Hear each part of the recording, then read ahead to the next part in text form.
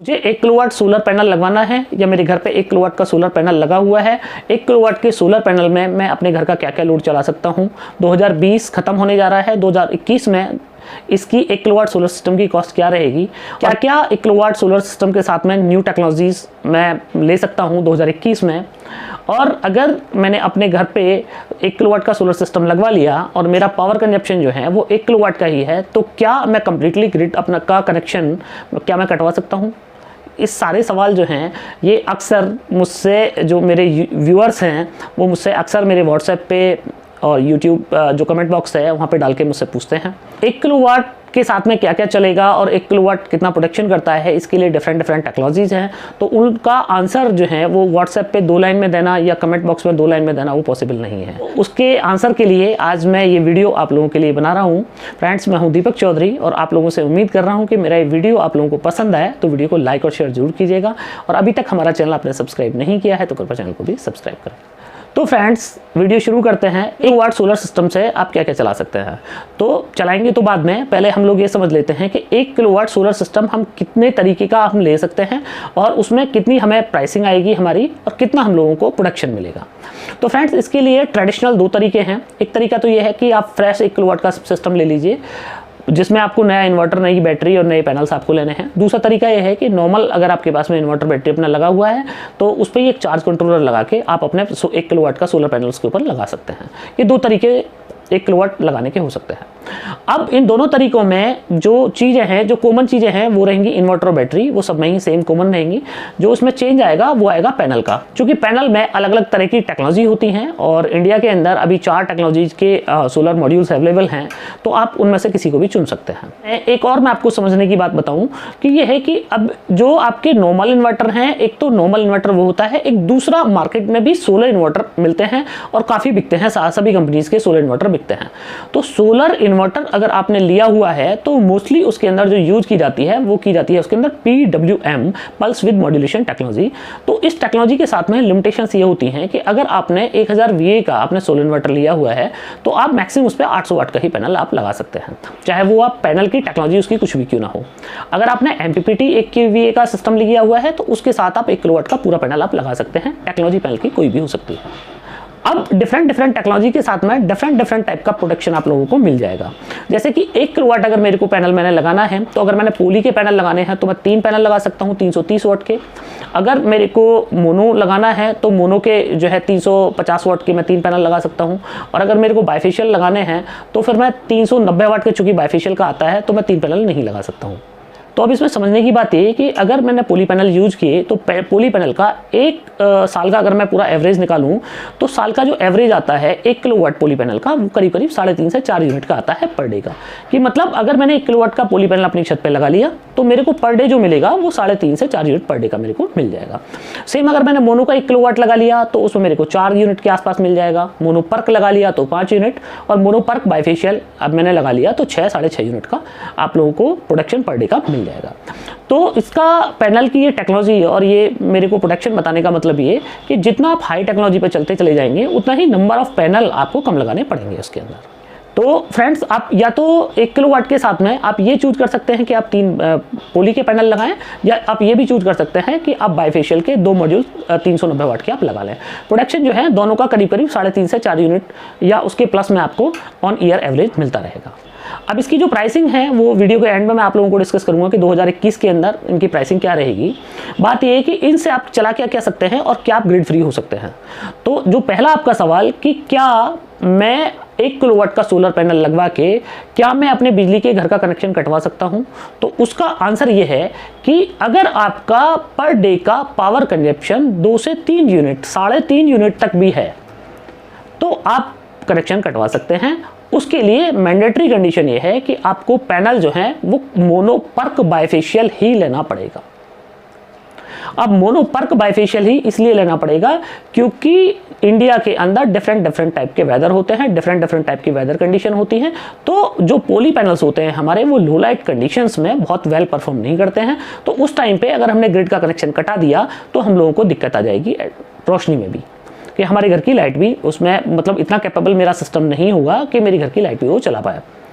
तो अगर मेरे को ग्रिड फ्री होना है तो मेरे को एटलीस्ट ऐसी टेक्नोलॉजी पे जाना है कि जो टेक्नोलॉजी मेरा लो लाइट कंडीशन में भी मेरे को जनरेशन करके देती हो।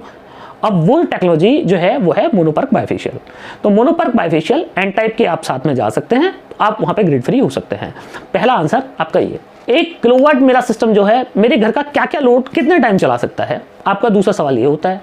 तो इस दूसरे सवाल का आंसर जानने के लिए आपको अपने घर का लोड आपको चेक करना पड़ेगा कि आपके घर का जो लोड है वो कितना है और किस कंडीशन में कितना कितना लोड आपका चलता है। माना आपका एक पंखा जो है वो चलता है 12 घंटे, तो एक पंखे का जो मेरा कंजप्शन है मैं 100 वाट मान के चलता हूं, तो लगभग 1200 वाट जो है मेरा पंखे का लोड हो गया।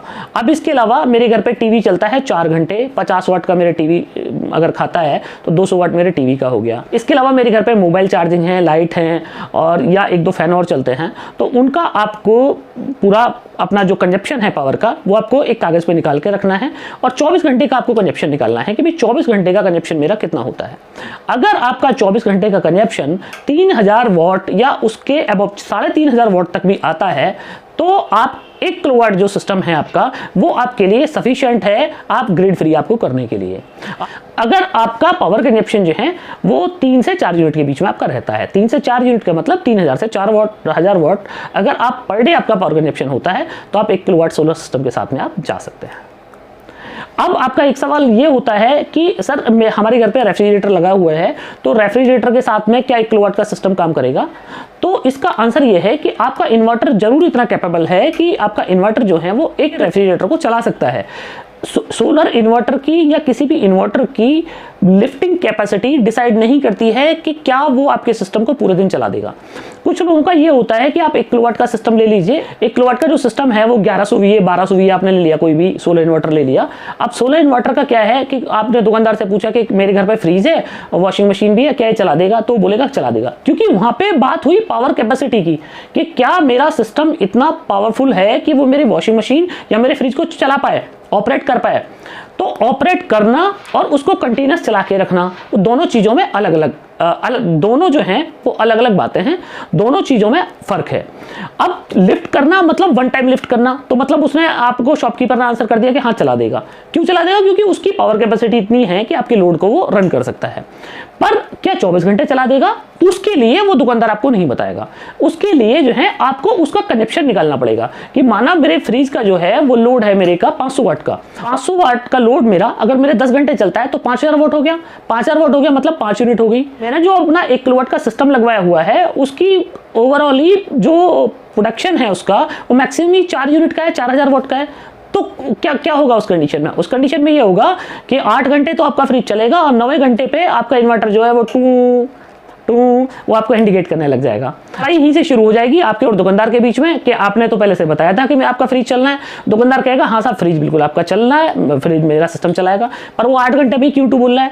अब फ्रिज के साथ में क्या हुआ कि आपका वॉशिंग मशीन भी आ गई, दिन में आपने यूज कर ली, फैन भी आपने यूज कर लिए, 1-8 घंटे आपने कूलर भी चला लिया, तो अब वो 8 घंटे भी नहीं चला पाएगा। अब वो क्या है कि वो 4 घंटे 5 घंटे में ही वो अपना सिस्टम जो है पूरी तरीके से वो डाउन हो जाएगा। जो बैटरी है, बैटरी की पावर भी खत्म और जो सोलर आ रहा है थोड़ा बहुत, उससे वो अपनी बैटरी को चार्ज करने की कोशिश करेगा। जब आप लोड लिफ्ट करेंगे तो इन्वर्टर जो है वो आपका बीप देने लगेगा। तो इसका सीधा सा मतलब है कि आपने सही तरीके से अपने लोड को एनालाइज नहीं किया। तो फ्रेंड्स, इस वीडियो को बनाने का जो मेरा मतलब है वो भी यही है कि ताकि आप लोग खुद से आप ये एनालाइज कर पाएं कि क्या आपका सिस्टम इतना कैपेबल है कि आपके 24 घंटे के लोड को चला सके। तो उसका आंसर यही है कि आप अब आज सुबह 7 बजे से कल सुबह 7 बजे तक आप अपना कंजप्शन नोट करें कि आपका पावर कंजप्शन कितना है, यूनिट में नोट करें उसको, और यूनिट में ही आप अपना पैनल डिसाइड करें कि इतने यूनिट का मेरे को प्रोडक्शन चाहिए तो कितना पैनल मेरे को लगाना पड़ेगा। अगर इतना पैनल आपने लगा लिया तो आपका सिस्टम जो है वो ट्रबल फ्री आपका काम करता रहेगा और आपका जो इन्वेस्टमेंट है वो सही जगह जाएगा, आप किसी से लड़ाई नहीं करेंगे।